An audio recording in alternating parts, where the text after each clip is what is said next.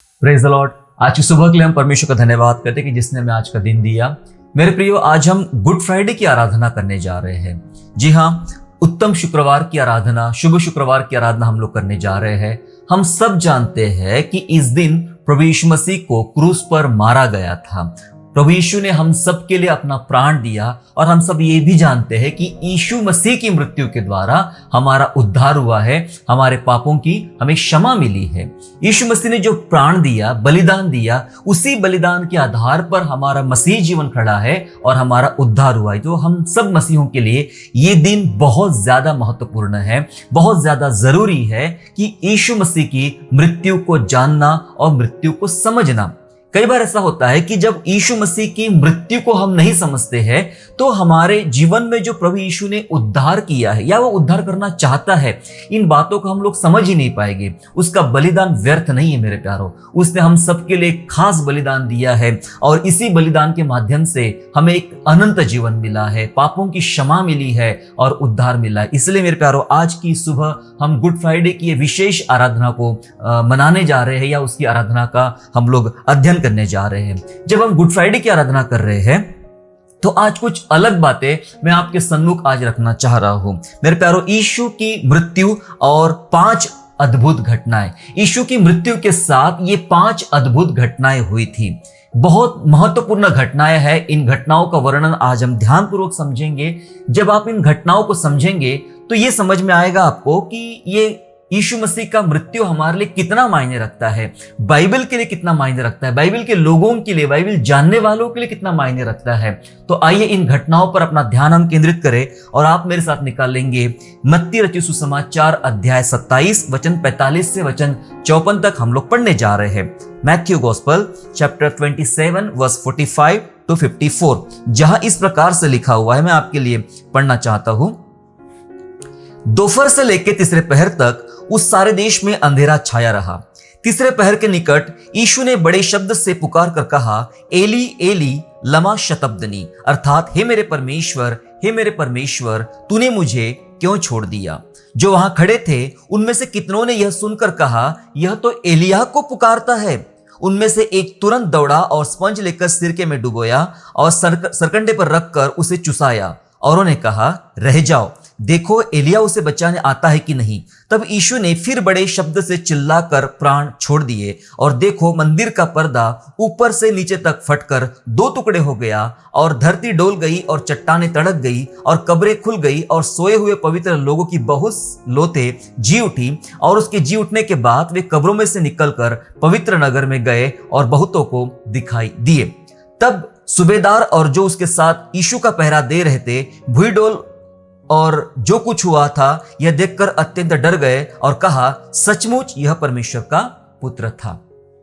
इन वचनों में जब हमने पढ़ा तो 5 अद्भुत घटनाएं इसी चैप्टर में या इन्हीं वचनों में हमें दिखाई देती है। और ये घटनाओं का यीशु की मृत्यु के साथ, इन घटनाओं का हम मसीहों के साथ, हमारी कलीसिया के साथ इसका एक बहुत गहरा संबंध है।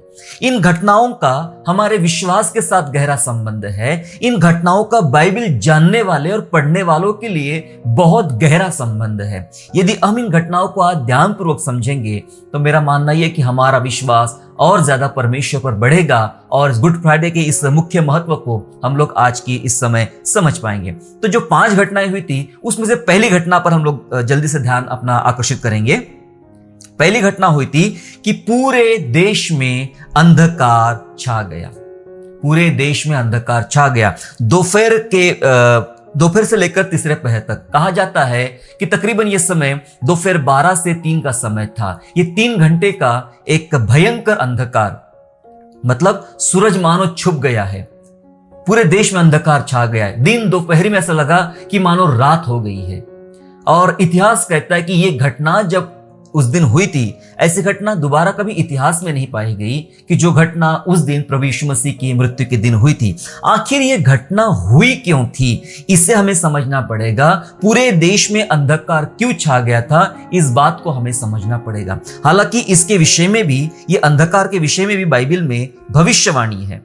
इस अंधकार के विषय में भी बाइबल में भविष्यवाणी है। आप मेरे साथ निकालेंगे आमोस नबी की पुस्तक अध्याय 8 और वचन 9। ये जो अंधकार छाया था इसके विषय में कुछ लिखा है। अध्याय 8 और वचन 9 आमोस में लिखा हुआ है,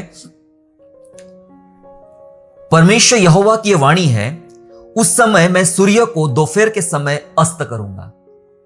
पुराने दिन में लिखा था, उस समय सूर्य को मैं दोपहर के समय अस्त करूंगा और इस देश को दिन दोपहरी अंधियारा कर दूंगा। आमोस नबी की किताब में यह बात लिखी थी, यह घटना लिखी थी कि सूर्य दिन दोपहर को अंधकार कर दूंगा। क्यों लिखी गई थी, क्यों ये बात आती है 8वें अध्याय में? दरअसल जब आप इस 8वें अध्याय को आमोस के समझते हो तो हमें यह समझ में आता है पके फलों की टोकरी का यहां पर उदाहरण है, जिसका अर्थ यह है कि इजराइल पक चुका है दंड पाने के लिए। इस अध्याय में ऐसा लिखा गया है कैसे इजराइलियों ने पाप किया और परमेश्वर कैसे उन पर दंड देगा। और यही घटना को हम लोग नए नियम में प्रभु यीशु मसीह के मृत्यु के दौरान भी देख रहे हैं कि पूरे देश में अंधकार छा गया। दरअसल ये अंधकार इसलिए छाया था क्योंकि परमेश्वर पाप को दंड दे रहा था, परमेश्वर पाप को दंडित कर रहा था। और जब पाप को दंडित किया जा रहा है, जिस अंधेरे ने प्रकाश पर राज करने का प्रयास किया था, उस अंधेरे को हमेशा के लिए खत्म किया जा रहा है, तो अब पूरे देश में अंधकार छा गया है। इसका मतलब यह है मेरे प्यारो, कई बार ऐसा होता है कि जब कभी हमें चोट लगती, मान के चलो हमारे पांव में कोई कील घुस गई है, बहुत गहरा दर्द हो रहा है उसका, और कुछ समय के बाद उसको हम लोग निकालने का प्रयास कर रहे हैं। जब वो चुभती है तब भी बहुत दर्द होता है, और जब वो कील को निकाला जाता है, जब तक अंदर तब तक ठीक है, दर्द चलते रहता है, लेकिन जब निकालने की समय आता है दर्द और ज्यादा बढ़ जाता है। पाप ने इतना राज किया था, अब परमेश्वर पाप को दंडित कर रहा है, उसका खत्म होने का टाइम लगभग हो चुका है, तो ये जो निकल रहा तो दंडित हो रहा है, इसलिए अंधकार छा गया है। परमेश्वर पाप को दंड दे रहा है। क्यों पाप? यह पाप क्या है? प्रभु यीशु मसीह क्रूस पर चढ़े हुए हैं, प्रभु यीशु मसीह क्रूस पर चढ़े हुए हैं, और जब वो क्रूस पर चढ़े हुए हैं तो वो क्यों चढ़े? मेरे लिए और आपके लिए, हम सबके लिए प्रभु यीशु मसीह ने अपना प्राण दिया, क्रूस पे चढ़े हैं। क्यों चढ़े हैं? क्यों चढ़े का मतलब यह होता है यहां पर उन्होंने तमाम मानव जाति के पाप अपने ऊपर ले लिए। जो पवित्र था, जो सुंदर था, जो धर्मी था, वह अपने आप को उसने पापी बना डाला। हमारे पाप, मेरे पाप, आपके पाप अपने ऊपर ले लिए, और वो पवित्र मेमना पापी हो गया, हमारे खातिर वो पापी बन गया, और पापी बनकर क्रूस पर चढ़ता। क्योंकि गलतियों की पत्री 3 अध्याय और 13 वचन जब आप पढ़ते हो, गलातियंस चैप्टर 3 एंड वर्स 13 जब आप पढ़ते हो, तो वहां लिखा है श्रापित है वह जो कोई काठ पर लटकाया जाता है। मतलब जो क्रूस पर लटकाया जाता है वो श्रापित है, वो पापी है, उसने पाप किया है, उसके ऊपर बहुत सारे श्राप है, पाप है, पापी है। प्रभु यीशु मसीह हमारे लिए क्रूस पे चढ़ रहा है। इसका मतलब यह है कि उसने हमारे पाप अपने ऊपर ले लिए, क्योंकि उसी वचन में अगली लाइन में लिखा हुआ है 3:13 में कि जो कोई काठ पर लटकाया जाता है वह शापित है। जी हां, जो कोई काठ पर लटकाया जाता है, और यीशु मसीह हमारे लिए शापित बना, क्रूस पर लटका, हमारे लिए शापित बना, हमारे पाप अपने ऊपर लिए। अब वो पाप की खातिर दंडित किया जा रहा था, उस पर यातनाएं की जा रही थी।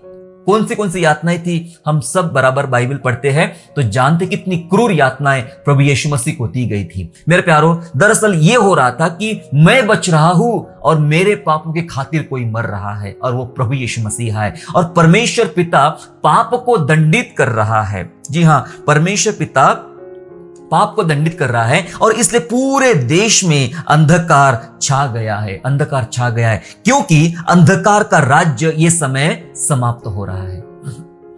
जब यीशु मसीह ने प्राण दिया उसी समय से अंधकार का राज्य, शैतान का राज्य खत्म हुआ। क्रूस पर यीशु ने जय जयकार की ध्वनि सुनाई, हमें खत्म कर दिया। उस दिन से पाप का राज्य हमेशा हमेशा के लिए समाप्त हो रहा है। इसलिए वो अंधकार छाया है, क्योंकि अंधकार का राज्य अब खत्म होने जा रहा है और एक नया सूर्य उदय होने वाला है। अगर हम दूसरे एंगल से समझने का प्रयास करें, सूर्य ये क्यों अंधेरा हो गया 3 घंटे के लिए, जब हम दूसरे एंगल से समझने का प्रयास करें तो मुझे ऐसा लगता है कि सूर्य अपना मुंह छुपा रहा है, सूरज अपना मुंह छुपा रहा है, क्योंकि वह परमेश्वर के पुत्र की हालत नहीं देख पा रहा है। वो जानता है परमेश्वर के पुत्र को, सूर्य जानता है उसकी उत्पत्ति को। मेरी उत्पत्ति किसने किया? पिता, पुत्र, पवित्र आत्मा ने मिलकर मेरी उत्पत्ति किया। वो जानता है, ये सृष्टि परमेश्वर को जानती है। और सृष्टि का एक भाग सूर्य अपना मुंह छुपा रहा है, इसलिए अंधेरा हो गया। अपना मुंह छुपा रहा है क्योंकि वह परमेश्वर के पुत्र की ये हालत, जो क्रूस पर जो यातनाएं, खतरनाक यातनाएं दी गई थी, वह उस यातनाओं को देख नहीं पाया। उसने अपना चेहरा छुपा लिया। दूसरे एंगल से मुझे ऐसा लगता है ताकि सूरज ने इसलिए अंधेरा छा दिया, यानी इसलिए अपना मुंह छुपा लिया, ताकि वो भरी धूप में क्रूस पर यीशु मसीह को लटकाया गया था। परमेश्वर के पुत्र पर सूर्य छुपा के वो छाव दे, ताकि थोड़ा कंफर्ट उसे दे पाए। इसलिए सूरज ने अपने आप को छुपा लिया। मेरे प्यारो, ये सृष्टि भी तड़प रही है। सृष्टि को भी दर्द हुआ कि जिसने हमारी रचना किया वो हमारी पापों की मुक्ति के लिए, इस संसार की पापों की मुक्ति के लिए जान दे रहा है। अपने आप को कंट्रोल नहीं कर पाया सूरज, नियंत्रित नहीं कर पाया अपने आप को। इसलिए परमेश्वर के पुत्र पर की यातनाएं, उस यातनाओं की वजह से उसने अपना मुंह छुपा लिया, क्योंकि परमेश्वर दंड दे रहा है पाप को। हमने यहाँ पर आमोस नबी की पुस्तक में पढ़ा कि उसने दिन दोपहर में अंधेरा कर देगा, सूरज डूब जाएगा। और ऐसा यीशु मसीह के समय में हुआ था। प्रभु परमेश्वर हमारे उद्धारकर्ता प्रभु यीशु मसीह को दंडित कर रहा था। तो ये घटना हम लोगों ने देखा कि पूरे देश में अंधकार छा गया। इसका संबंध हमारे जीवन के साथ भी है। मेरे प्यारों, मेरे और आपके पाप की खातिर यीशु मसीह सूली पर चढ़ता है और हम जानते हैं कि जो दंड हमें मिलना था उसको मिल रहा है, जो पाप की सजा हमें मिलनी थी वो उसको मिल रही है। और ये पहली घटना में बताती सूरज का अंधेरा हो जाना, दिन दोपहर में अंधेरा हो जाना, क्योंकि परमेश्वर पाप को दंडित कर रहा है। दूसरी घटना जल्दी से पढ़ेंगे हम लोग। जो दूसरी घटना यहां पर हुई थी, दूसरी घटना यहां पर हुई कि मंदिर का पर्दा ऊपर से नीचे की ओर फट गया। जी हां, मंदिर का पर्दा ऊपर से नीचे की ओर फट गया। नीचे से ऊपर नहीं फटा। कभी आपने घर में पर्दा लगाया है तो पर्दा लगा के देखिएगा, और उसको जब आपको फाड़ना है, दो टुकड़े करना है, वही लटके लटके दो टुकड़े करना है, तो आप ऊपर से फाड़ेंगे या नीचे से फाड़ेंगे? जी हां, नीचे से फाड़ेंगे। नीचे खुला एरिया है, हम नीचे से उसको फाड़ना शुरू करेंगे। मंदिर का पर्दा नीचे से ऊपर की ओर नहीं, परंतु ऊपर से नीचे की ओर फटता है। यह इतिहास की एक दूसरी घटना है। प्रभु यीशु मसीह के मृत्यु के दौरान की यह दूसरी घटना है कि मंदिर का पर्दा फट जाना। मंदिर का पर्दा क्या होता है, पहले थोड़ा सा समझेंगे। जब आप परमेश्वर के द्वारा बनाए हुए उस मंदिर की रचना को जब आप समझते हो, तो उस मंदिर में दो भाग हुआ करते थे। ठीक है, दो भाग हुआ करते थे। एक भाग होता था पवित्र, शुरुआत का भाग, जहां प्रवेश किया जाता है, शुरुआत का भाग वो होता है पवित्र। और उसके बीच में एक पर्दा डाला जाएगा, एक पर्दा रखा होता था। अच्छा, और उस पर्दे के उस पार जो स्थान होता था, दूसरा कमरा मान के चलिए, जो स्थान होता था उसे कहते थे परम पवित्र स्थान। ये पवित्र स्थान है। पर्दे के अंदर वाला स्थान परम पवित्र है। पर्दे के इस पार पे भेंट की चीजें, मेज बिछाई जाती थी, भेंट की चीजें, आराधना की चीजें रखी जाती थी। लेकिन पर्दे के भीतर वाले स्थान में वाचा का संदूक रखा है, और वो पवित्र स्थान में कोई भी नहीं जा सकता है। सिर्फ महायाजक जाता था, और वो भी साल में एक बार। उसे अपने आप को बहुत शुद्ध करना पड़ता था लहू के द्वारा, तब वह प्रवेश करता था उस महापवित्र स्थान में। वो भी हर दिन नहीं, परंतु साल में केवल एक बार। और तमाम दुनिया के लोगों के पापों की क्षमा के लिए वह भीतर जाया करता था महायाजक। जी हां, मंदिर का पर्दा ऊपर से नीचे फटने की वजह यहां पर यह है क्योंकि परमेश्वर एक मार्ग खोल रहा। धरती से मार्ग नहीं खोल रहा, स्वर्ग से मार्ग खोल रहा। जो दूरियां थी, परम पवित्र स्थान में कोई भी आम आदमी नहीं पहुंच सकता था, वो स्थान के लिए, उस जगह के लिए प्रभु परमेश्वर यीशु मसीह ने रास्ता खोल दिया। स्वर्ग से ऊपर से नीचे की फटना ही दिखाता है कि यह रास्ता स्वर्ग से तैयार किया गया, यह रास्ता पृथ्वी से तैयार किया नहीं गया।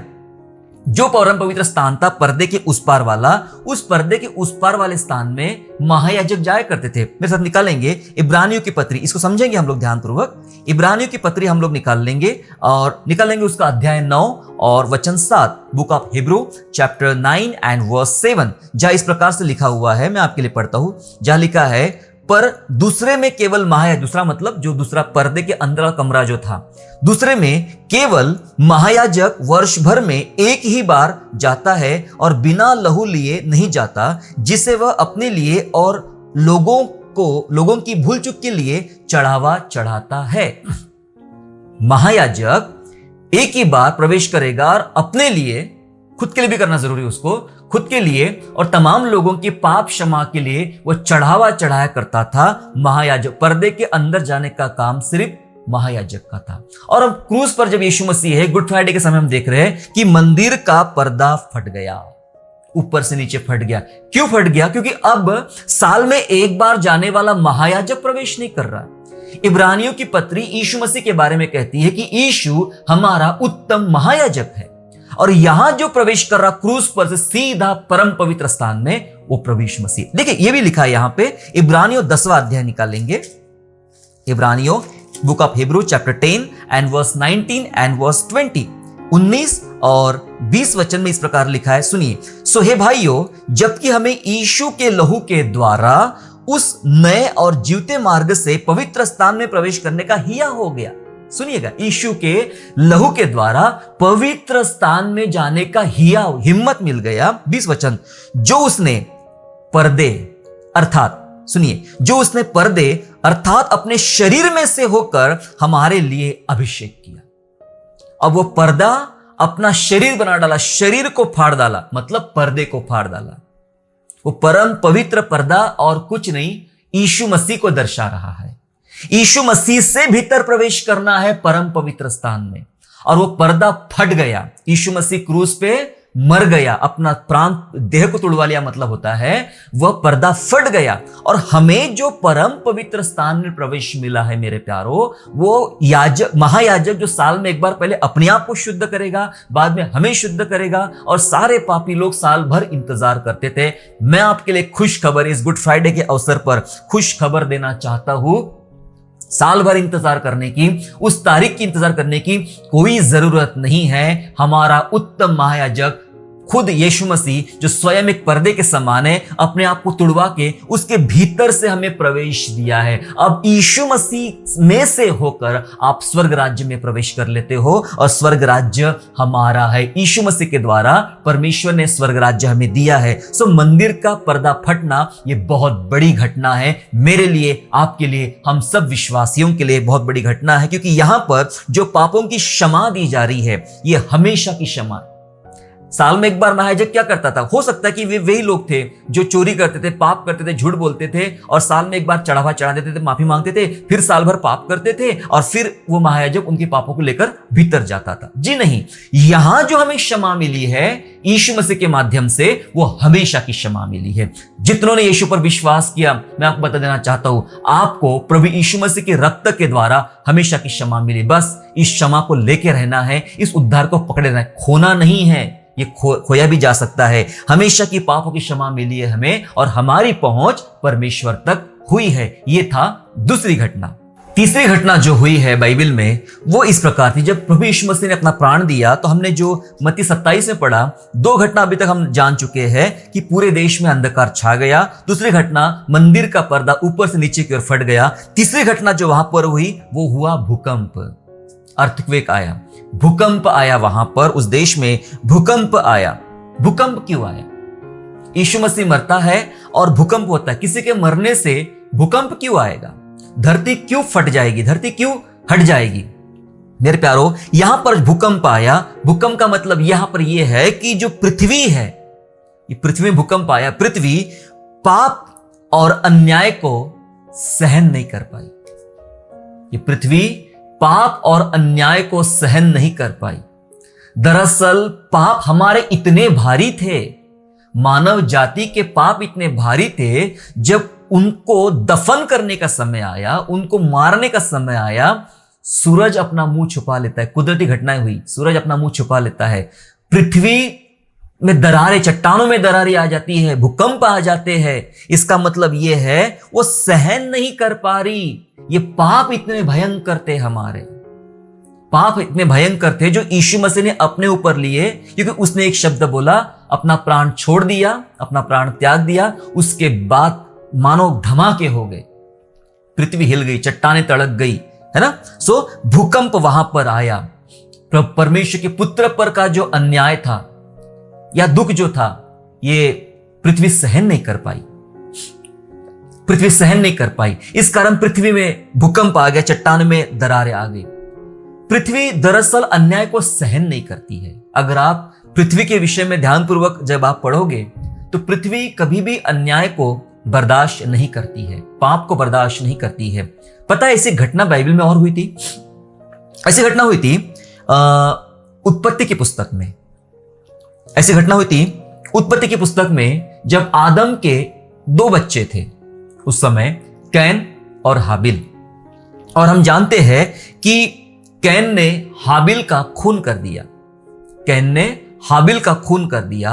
और जब कैन ने, क्योंकि हाबिल ने बलिदान चढ़ाया था, रक्त के द्वारा, लहू के द्वारा परमेश्वर प्रसन्न होता था उस समय, मतलब वो बलियों के द्वारा। और अंत में हम देखते पुत्र यीशु मसीह के खून के द्वारा ही परमेश्वर प्रसन्न हुआ और पापों की क्षमा मिल गई।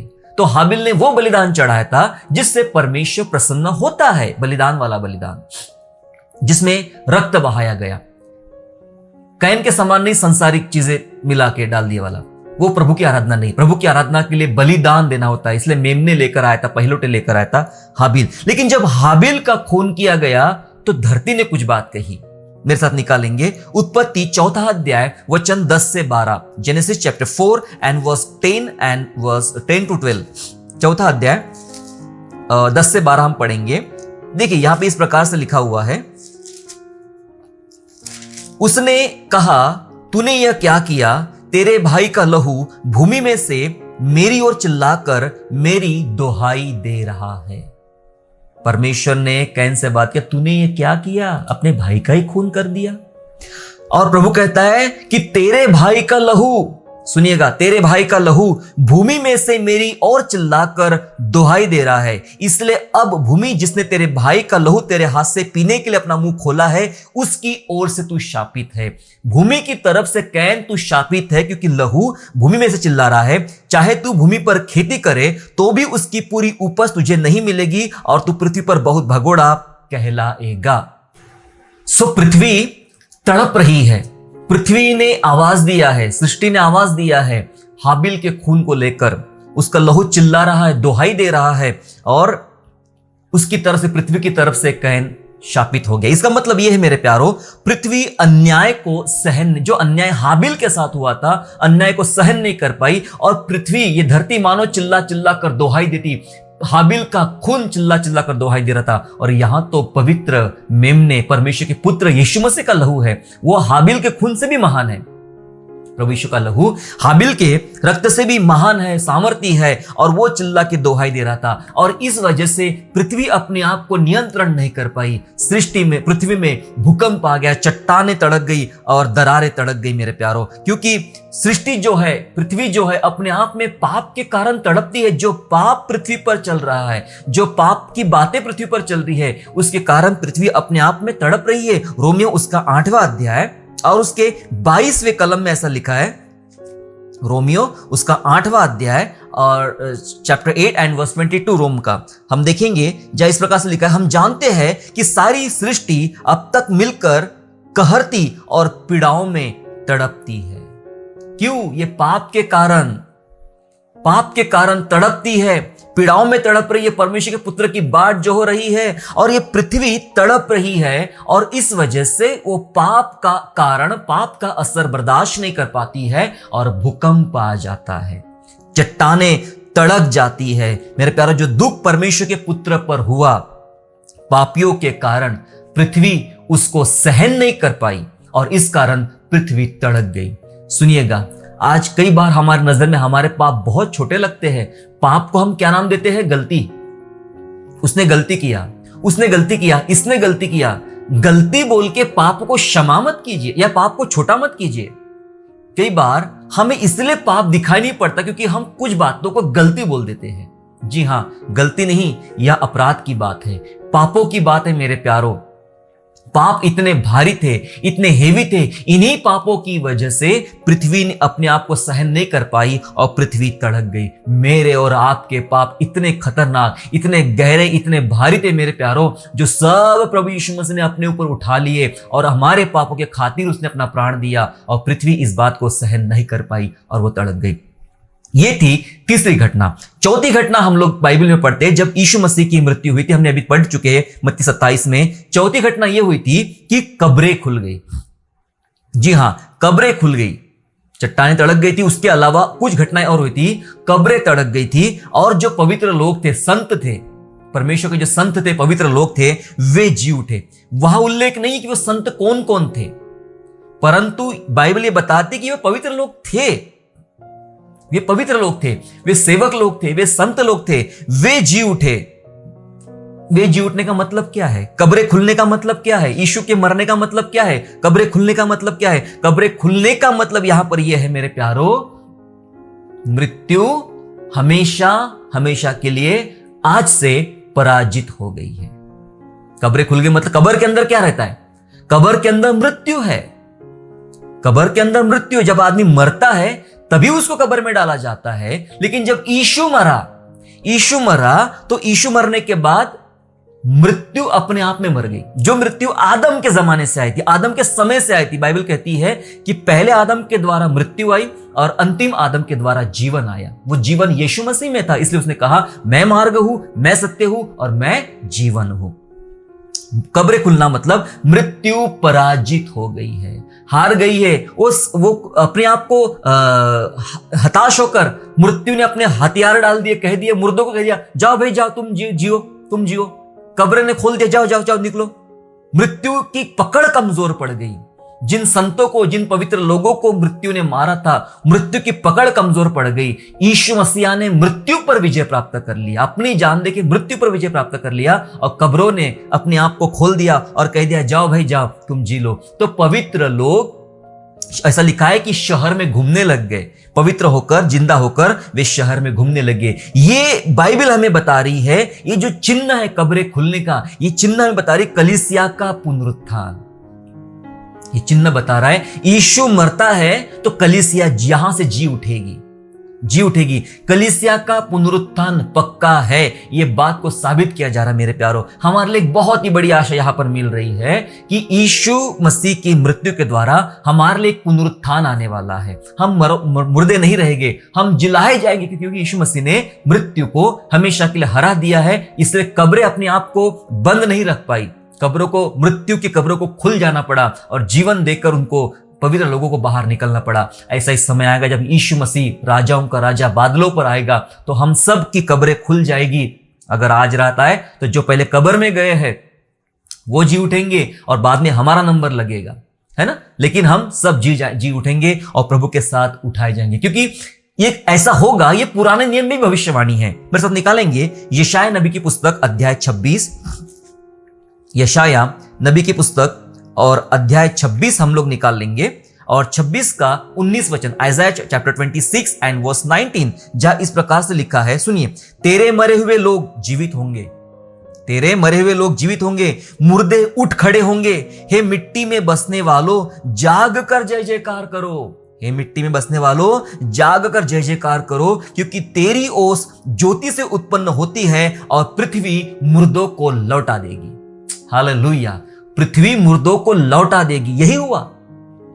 यह पहली घटना हुई थी कि मुर्दे जिंदे हो गए, पृथ्वी लौटा देंगी क्योंकि मृत्यु हार जाएगी, जीवन आएगा। जी हां, चौथी घटना हमें सिखाती है, हमारे लिए उत्तम आशा रख रही है कि यीशु की मृत्यु पर जब आप विश्वास करते हो, पापों की क्षमा पा लेते हो, ये बात पक्की है कि आपका पुनरुत्थान होगा, कब्रें खोली जाएंगी, आप जीवित हो जाएंगे। पांचवी और अंतिम घटना पढ़ के हम समाप्त करेंगे। पांचवी और अंतिम घटना वहां पर जो हुई थी वो था एक आदमी का जीवन बदला। यह भी अपने आप में बड़ी घटना है। किसी का जीवन बदलना दरअसल ये बहुत बड़ी घटना है, छोटी घटना नहीं है, बड़ी घटना है ना। पांचवी घटना हुई, जीवन बदला एक आदमी का, और वो कौन था? वो था सूबेदार। वह था सूबेदार। क्या आप जानते हैं, जब आप वापस मत्ती 27 को जब आपने पढ़ा, मत्ती 27 को जब हमने पढ़ा तो 27वें अध्याय में हमने देखा कि किस प्रकार से प्रभु यीशु मसीह को मारा गया था और 5 जो अलग अलग घटनाएं वहां पर हुई थी। जब तक उसमें प्राण थे, जब तक प्रभु यीशु मसीह में प्राण थे, तब तक लोग उसकी निंदा कर रहे थे। शायद उस निंदा करने वालों में सूबेदार भी था, क्योंकि हम जानते वही लोग थे जो यीशु का पहरा दे रहे थे, उसकी आंखों पर पट्टी बांधी थी, उसके मुंह पे थूका था, है ना, भविष्यवाणी करने के लिए कहा था, उसके कपड़े आपस में बांट लिए थे। उसमें शामिल था ये सूबेदार, जो लोग निंदा कर रहे थे उसमें शामिल था ये सूबेदार। सुनिए 27वें अध्याय में हम चलेंगे मत्ती के, और 39 से 44 तक जब पढ़ते हैं तो देखिए कि यहां पे वे कौन लोग हैं जिन्होंने प्रभु यीशु मसीह की निंदा की थी। 39 से लेकर 44 तक देखिए, और आने जाने वाले सिर हिला हिला कर उसकी निंदा करते थे। नंबर 1, कौन निंदा कर रहे? जो रास्ते से, क्योंकि वो जगह जो थी खोपड़ी नाम का स्थान, वो आने जाने के रास्ते के ऊपर में था, जानबूझ के लगाया था, जानबूझ के क्रूस पे लटकाया जाता वहां पर अपराधियों को, ताकि लोग आते जाते समय देख सके कि देखो तो यही लटका है, या लिखा है सिर हिला हिला कर उसकी निंदा करते थे। जी हां, सिर हिलाते थे और प्रभु यीशु मसीह की निंदा कर, जब तक उसमें प्राण थे। आगे, और ये कहते थे कि हे मंदिर के ढाने वाले और 3 दिन में बनाने वाले, अपने आप को तो बचा, यदि तू परमेश्वर का पुत्र है तो क्रूस पर से उतरा। आने जाने वाले उसकी निंदा करते थे। अपमान झेला मेरे प्रभु ने हम सबके लिए, है ना। उसके बाद इसी रीति से महायाजक भी शास्त्रीय और पुरानियों समेत ठट्ठा करके कहते थे। पहले आने जाने वाले, फिर शास्त्री, फरीसी, महायाजक, पुरानी मिलकर ठट्ठा करके कहते थे इसने औरों को बचाया, अपनों को नहीं बचा सकता है, ये तो इजराइल का राजा है, अब क्रूस पर से उतर आए तो हम उस पर विश्वास करें, क्रूस पर से उतर आए तो हम उस पर विश्वास करें। ये लोग उसकी ठट्ठा उड़ा रहे। आगे, उसने परमेश्वर पर भरोसा रखा, यदि वह इसको चाहता है तो अब इसे छुड़ा ले, क्योंकि इसने कहा था कि मैं परमेश्वर का पुत्र हूं। हालांकि जो बात यीशु मसीह कह रहा था शुरू से सुसमाचार में, मैं परमेश्वर का पुत्र हूं, इसी बात पर इल्जाम लगाया जा रहा था कि कोई भी मानने को तैयार नहीं था कि यह परमेश्वर का पुत्र है। और यही वजह से क्रूस के ऊपर जब उसमें प्राण थे कुछ, तब लोग उसकी निंदा कर रहे थे। इसी प्रकार आगे 44 वचन, इसी प्रकार डाकू भी जो उसके साथ क्रूस पर चढ़ाए गए थे उसकी निंदा करते थे। कौन कौन निंदा कर रहे हैं? हमने पहले भी पढ़े, समय इतना नहीं कि सारे वचन पढ़ ले। पहले देखिए कि ये जो सिपाही थे, सूबेदार था, ये सब लोगों ने ठट्टा उड़ाई, निंदा किया। उसके बाद जब क्रूस पे लटकाया गया तो आने जाने वाले निंदा कर रहे हैं, मजाक उड़ा रहे हैं। शास्त्री, महायाजक, पुरानिये ये मजाक उड़ा रहे हैं। जो डाकू चोर जो थे आजू बाजू में लटकाए हुए क्रूस के, वो लोग उसकी निंदा कर रहे हैं। और निंदा की एक ही वजह थी, परमेश्वर का पुत्र, क्योंकि इसने अपने आप को परमेश्वर का पुत्र बोला था। इस बात को वे मानने को तैयार ही नहीं थे। लेकिन कुछ हुआ, जब यीशु ने प्राण दिया तब कुछ हुआ। यीशु की मृत्यु ने प्रमाणित कर दिया इस बात को कि वह परमेश्वर का पुत्र था। वहां जो सिपाही थे पहरा देने वाले, उसमें से एक की घटना मैं आपको बता रहा हूं। 27वें अध्याय में ही चलेंगे हम लोग, और 54 वर्ष 54 वचन में ऐसा लिखा है, तब सूबेदार और जो उसके साथ यीशु का पहरा दे रहे थे भूईडोल हुआ, और जो कुछ हुआ था देखकर अत्यंत डर गए और कहा, सुनिए क्या कहा, सचमुच यह परमेश्वर का पुत्र था। उन्होंने विश्वास किया ये परमेश्वर का पुत्र था। अब तक विश्वास ही नहीं कर पा रहे थे कि वो परमेश्वर का पुत्र था, लेकिन जब यीशु ने अपना प्राण दिया तो यह साबित हो गया, यीशु की मृत्यु ने प्रमाणित कर दिया कि वह परमेश्वर का पुत्र था। मेरे प्यारो, आप और मैं भी जीवन जी रहे हैं इस दुनिया में और साबित करने की कोशिश करते कि मैं परमेश्वर की संतान हूं, मैं परमेश्वर का बेटा हूं, मैं परमेश्वर की बेटी हूं। हर लोग विश्वास ही नहीं करते हैं। जी हां, शायद तब तक विश्वास नहीं करेंगे जब तक आप सच्चाई के खातिर परमेश्वर के लिए अपना प्राण न्योछावर नहीं कर देते हैं। जब मसीह मरता है, जब एक विश्वासी अपना प्राण देता है, तब साबित होता है सच्चाई के लिए, तब यह साबित होता है कि सचमुच ये परमेश्वर की संतान है। जब हम क्रूस पे चढ़ाए जाएंगे ना, तभी साबित होगा कि हम परमेश्वर की संतान हैं। रास्ते पे दादागिरी करने से परमेश्वर की संतान साबित नहीं होती है। नारे लगाने से परमेश्वर की संतान साबित नहीं होती है। चीखने चिल्लाने से परमेश्वर की संतान साबित नहीं होती है। क्रूस पर प्राण देने से परमेश्वर की संतान साबित होती है।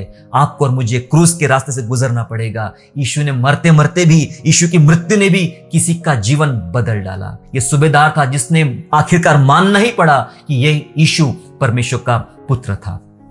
गुड फ्राइडे के दौरान ये जो 5 घटनाएं हुई, इन 5 घटनाओं ने जिंदगी बदल दी। इन 5 घटनाओं ने नजरिया बदल डाला, कलीसिया का नजरिया बदल डाला। आज आपकी बारी मेरे प्यारों। मैं आपको 5 घटनाएं बताई। पहली घटना थी पूरे देश में अंधकार छा जाना। दूसरी घटना थी मंदिर का पर्दा फट जाना। तीसरी घटना थी भूकंप आना। चौथी घटना थी कब्रें खुलना, पवित्र लोगों का जी उठना। और 5वीं घटना थी सूबेदार का जीवन बदलना। इन 5 घटनाओं ने क्या आज आपके दिल पर कुछ काम किया है? क्या इन 5 घटनाओं ने गुड फ्राइडे को आपको बेहतर समझने के लिए सहायता किया है? मेरे प्यारों, समझो, यीशु मसीह ने हमारे लिए जो प्राण दिया है वो अनमोल है। आइए अपने आप को यीशु मसीह की ओर ले चले, प्रभु की ओर ले चले और प्रभु से कहे, प्रभु धन्यवाद, तूने मेरे गुनाह अपने सिर पे ले लिए। और ये 5 घटनाएं ने मुझे सिखाया कि मेरे पाप कितने भयंकर थे, कितने गहरे थे, जिसे खातिर तूने अपनी जान दी। सूरज अपना मुंह छिपा लेता है, पृथ्वी इस बात को सहन नहीं कर सकती है, इतने मेरे खतरनाक पाप थे। प्रभु तेरा धन्यवाद करे, प्रभु का धन्यवाद करे कि उसने हमारे एक सीधा मार्ग निकाला,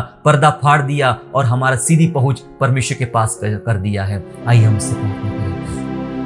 पिता, यीशु के नाम से आपका हम धन्यवाद करते प्रभु जी।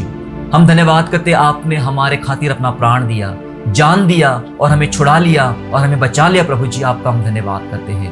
प्यारे पिता परमेश्वर, धन्यवाद कि आज से 2000 साल पहले प्रभु जी आपने कलवरी क्रूस पर अपना प्राण दिया और उसके द्वारा हमें जीवन दान दिया है। ये 5 घटनाएं हमने पढ़ा प्रभु जी, और इसके द्वारा हमने देखा पिता परमेश्वर कि प्रभु हमारे पाप कितने घनघोर थे, हमारे पाप कितने गहरे थे, लेकिन प्रभु यीशु मसीह आपने ये सब पाप अपने ऊपर ले लिए। इन 5 घटनाओं ने हमें सिखा दिया प्रभु कि हमारे पाप सच में बहुत ही गहरे थे और तेरा प्यार इतना महान है प्रभु कि तूने हमें बचा लिया, छुड़ा लिया, चंगा कर दिया, जीवन दान दिया। मरते मरते भी प्रभु जी आप उस सूबेदार को जीवन देकर गए प्रभु जी, हम धन्यवाद करते। उस चोर को जीवन दान देके गए प्रभु जी, हम आपको धन्यवाद करते प्रभु जी।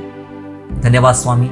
आज हम आपको अपने जीवन में बुलाते हैं, मंडली में बुलाते हैं, परिवार में बुलाते। आइए प्रभु जी हमारा उद्धार कीजिए, हमें हमारे पापों को जानने का अवसर दीजिए और पापों की क्षमा जो यीशु मसीह के द्वारा ही मिलती है, इस बात को जानने का अवसर दीजिए। धन्यवाद प्रभु मेरे लिए जान देने के लिए। धन्यवाद प्रभु हम सबके लिए प्राण चुकाने के लिए प्रभु जी, कीमत चुकाने के लिए आपका धन्यवाद करें। धन्यवाद करते प्रभु जी, होने पाए कि जिस प्रकार पिता परमेश्वर सूबेदार का जीवन बदला, आज हमारा भी जीवन बदले, क्योंकि हम सब तुझे कहते प्रभु जी सचमुच आप परमेश्वर के पुत्र है और आप ही के द्वारा हमारा उद्धार हुआ है। हम धन्यवाद स्तुति करते, धन्यवाद के साथ प्रभु यीशु मसीह के नाम से प्रार्थना मांगते हैं, आमीन।